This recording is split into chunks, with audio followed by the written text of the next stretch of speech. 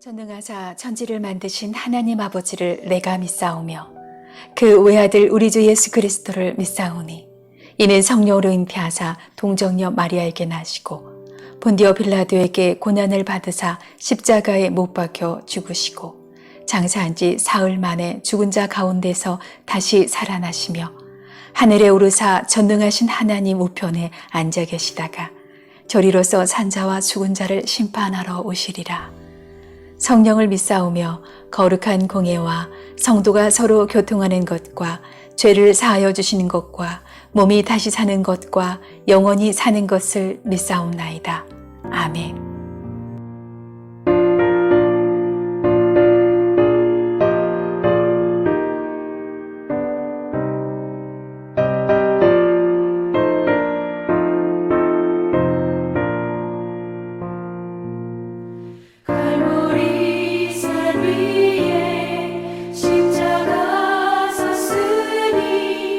주가 고난을 당한 뼈라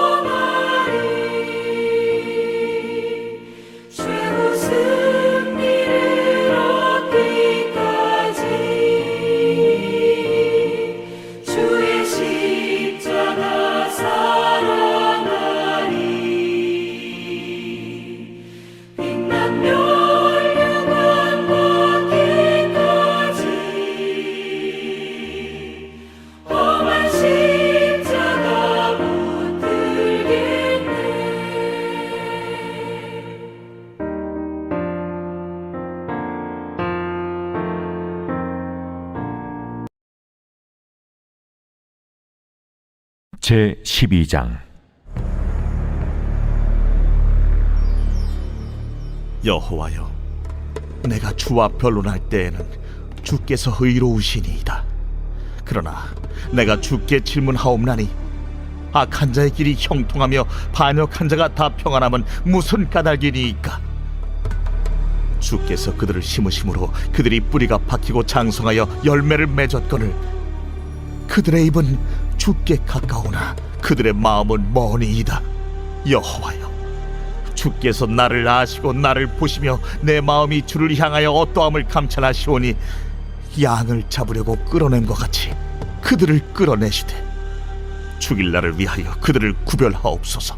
언제까지 이 땅이 슬퍼하며 온 지방의 채소가 마르리이까? 짐승과 새들도 멸절하게 되었사오니 이는 이 땅 주민이 악하여 스스로 말하기를 그가 우리의 나중 일을 보지 못하리라 함이니이다. 만일 네가 보행자와 함께 달려도 피곤하면 어찌 능히 말과 경주하겠느냐? 네가 평안한 땅에서는 무사하려니와 요단 강물이 넘칠 때는 어찌하겠느냐? 내 형제와 아버지의 집이라도 너를 속이며 내 뒤에서 크게 외치나니 그들이 네게 좋은 말을 할지라도 너는 믿지 말지니라. 예레미야 12장 1절에서 6절은 예레미야와 하나님 간의 대화인데요. 1절에서 4절은 예레미야의 질문, 탄원이 섞인 질문이고 5절에서 6절은 그에 대한 하나님의 대답으로 볼 수 있습니다. 자, 1절 보시겠는데요. 여호와여, 내가 주와 변론할 때에는 주께서 의로우시다. 예레미야가 하나님께 드리는 말씀인데, 내가 하나님과 변론할 때 항상 그때는 하나님이 오르셨습니다. 이 말을 통해서 예레미야 선지자가 하나님과의 깊은 대화, 변론이 자주 있었다. 하나님과 아주 친밀한 관계를 맺었다라는 것을 알 수 있죠. 항상 하나님과 내가 변론할 때, 대화를 나눌 때는 주님이 오르셨으나, 그러나 내가 주께 질문하오니 악한 자의 길이 형통하며 반역한 자가 다 평안함은 무슨 까닭이니까? 자, 주님이 언제나 오르셨는데, 그런데 오늘 이 질문에 대해서 주님이 좀 대답해 주셔야겠습니다. 악한 자의 형통, 반역한 자의 평안한 거는 도대체 무슨 까닭에 이들이 평안한 것입니까? 하나님께서 대답을 좀 해주십시오. 자, 2절입니다. 주께서 그들을 심으심으로 그들이 뿌리가 박히고 장성하여 열매를 맺거늘 그들의 입은 주께 가까우나 그들의 마음은 머나이다. 그래서 그들은 악인이죠. 이 악인이 마치 시편 1편에 나오는 의인과 같이, 시냇가에 심겨진 그 나무로 비유가 되는 의인과 같이 이들이 뿌리가 박히고 장성하여서 풍성한 열매를 맺습니다. 그런데 자, 그들의 입은 청산유수예요. 그들의 입은 하나님을 찬양하고 하나님을 예배하고 하나님을 높이나 그들의 마음은 하나님께서 멉니다. 하나님과 멀리하고 있습니다. 자, 여기서의 마음은 히브리어 킬야로서 조금 더 정확하게 번역을 하면 콩팥으로 번역될 수 있는데요. 자, 이 콩팥은 레위기의 제사법에서 반드시 다 불로 태워져야 하는 제물입니다. 그러니까 콩팥은 항상 제사를 드릴 때 항상 온전히 태워져야 하는데, 이 구약의 세계관에서의 이 콩팥은 바로 인간의 이기적인 욕구, 인간의 탐욕스러운 욕망을 상징하는 것이 바로 이 콩팥이죠. 그러니까는 인간의 욕망이 어디에 자리 잡혔느냐? 구약의 사람들은 그것이 그 안에 콩팥에 자리 잡고 있다. 자, 그렇게 생각했던 것입니다. 그렇기 때문에 이들이 말은 거룩하나 그 속은 이기적인 욕구로 가득 채워 있음을, 이 예레미야가 그의 외식, 악인들의 외식을 예레미야가 다시 한번 하나님께 말씀드리는 거죠. 자, 3절 여호와여, 주께서 나를 아시고 나를 돌보시며 내 마음이 주를 향하여 어떠함을 감찰하시오니. 그러나 주께서는 나를 아시고 내 마음을 보시고 내 마음이 어떠한가를 하나님 감찰하셨지 않습니까? 나는 그들과 다르게 그 욕망으로 가득 찬 그 악인들의 마음과 다르게 나의 마음은 진실하고 나의 마음은 신실합니다. 계속해서 양을 잡으려고 끌어냄같이 그들을 끌어내시되 죽일 날을 위하여 그들을 구별하옵소서. 악인들을 도살하는 양같이 심판하여 달라. 우리가 이제 시편에서 많은 시편에서 살펴보았던 것처럼 악인을 향한 그 탄원의 시인의 고백과 같이 마찬가지로 예레미야도 저 입만 저거 번지르 가고 그 속은 욕망으로 가득 찬 저 악인들을 하나님 도살하는 양같이 하나님 심판하여 주시옵소서. 자, 이들을 심판해야 할 이유가 또 있는 거예요. 4절 보시면 언제까지 이 땅이 슬퍼하며 온 지방의 채소가 마르리까 짐승과 새들도 멸절하게 되었사오니 이는 이 땅 주민이 악하여 스스로 말하기를 그가 우리의 나중일을 보지 못함이라 함이니라. 이 악인들의 죄로 말미하여서 더하여서 이 땅이 더럽혀진 거예요. 그래서 그들의 죄로 말미하여 땅이 더럽혀지고 땅이 저주를 받아서 식물이 마르고 풀이 마르고 짐승과 새의 씨가 말랐습니다. 그러면서 악인들은 자기들이 무슨 일을 하든지 하나님께서 보지 못한다 라고 말하고 있습니다. 예레미야가 자기를 죽이려고 핍박하는 이 악인들의 형통에 대해서 하나님께 탄원을 올려드리고 이제 5절에서 6절은 이에 대한 하나님의 대답인데 하나님이 의외의 응답을 하십니다. 자, 6절, 5절을 보시면 하나님의 말씀이요. 만일 내가 보행자와 함께 달려도 피곤하면 어찌 능히 말과 경주하겠느냐? 내가 평안한 땅에서 무사하려니와 요단강 물이 넘칠 때는 어찌하겠느냐? 자, 하나님은 보행자와 함께 달려도 피곤하다면 야, 예레미 선지자야, 네가 어떻게 말과 경주할 수 있겠느냐 하며 예레미야를 위로하시는 것이 아니라 오히려 질책하시는 거죠. 앞으로 너의 사역 가운데 더 큰 방해가 있을 텐데, 더 큰 박해가 있을 텐데, 앞으로 네가 사람이 아니라 말과 경주할 건데, 네가 편안한 땅이 아니라 저 요단의 아주 거친 땅을 네가 달려갈 것인데 지금부터 네가 힘들다 하면 어떡하느냐. 화이팅 해야 된다. 이걸 말하고 있습니다. 자, 이 12장 5절 후반부의 개정 성경에는 내가 평안한 땅에서 무사하려니와로 번역되어 있지만 이거를 좀 히브리 원문에 충실하게 번역하면 내가 평안한 땅을 의지한다면으로 볼 수 있죠. 하나님은 요단의 땅을 평안한 땅과 대조하여 언급하고 있는데 요단강 물이 넘칠 때라는 말은 그 요단의 숲풀이 우거진 것이죠. 요단의 숲풀은 지형적으로 험악하여서 그곳에 이제 뭐 사자들과 야생 동물이 출몰하는 지역이었습니다. 그래서 이 12장 5절은 말들과 우거진 숲풀을 언급함으로써 예레미야의 앞에 아주 극심한 영적 전쟁이 놓여 있음을 알리는 거죠.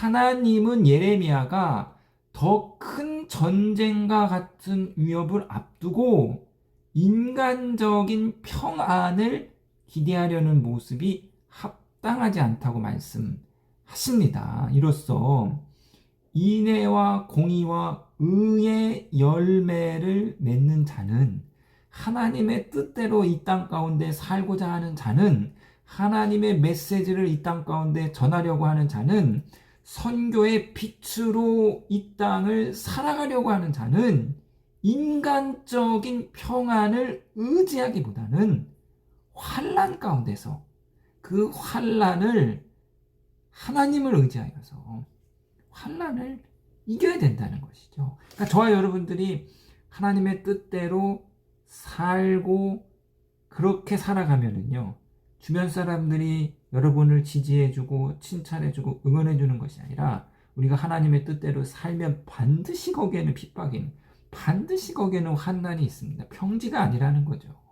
그것을 하나님이 이 예레미야에게 이야기하고 있는데요. 자, 더 나아가서 6절 보시겠습니다. 내 형제와 아버지의 집이라도 너를 속이며 내 뒤에서 크게 외치리니 그들이 내게 좋은 말을 할지라도 너는 믿지 말아라 말지니라.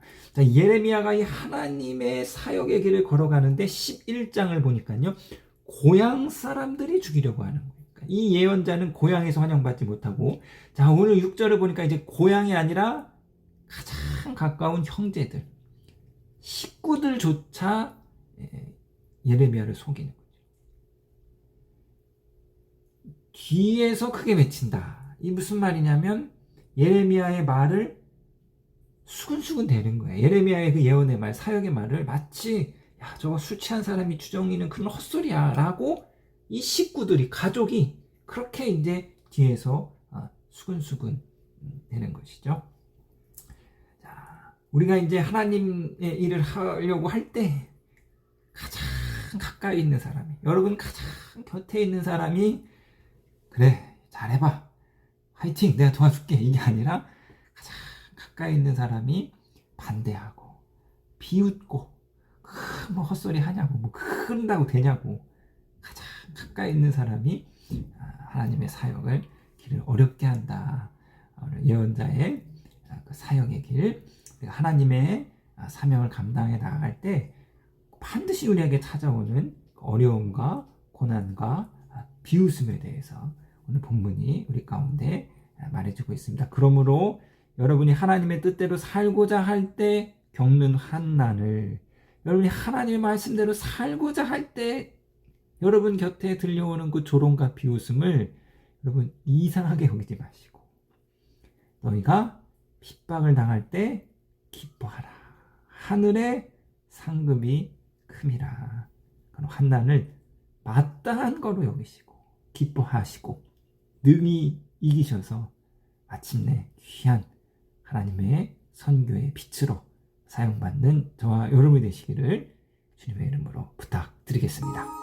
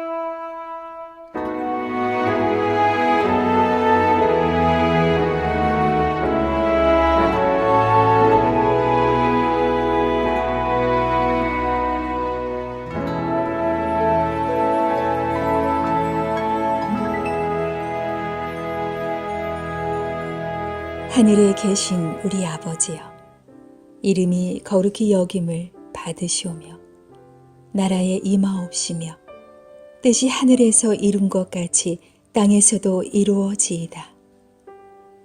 오늘날 우리에게 일용할 양식을 주옵시고 우리가 우리에게 죄 지은 자를 사하여 준 것 같이 우리 죄를 사하여 주옵시고 우리를 시험에 들게 하지 마옵시고 다만 악에서 구하옵소서. 대개 나라와 권세와 영광이 아버지께 영원히 있사옵나이다. 아멘.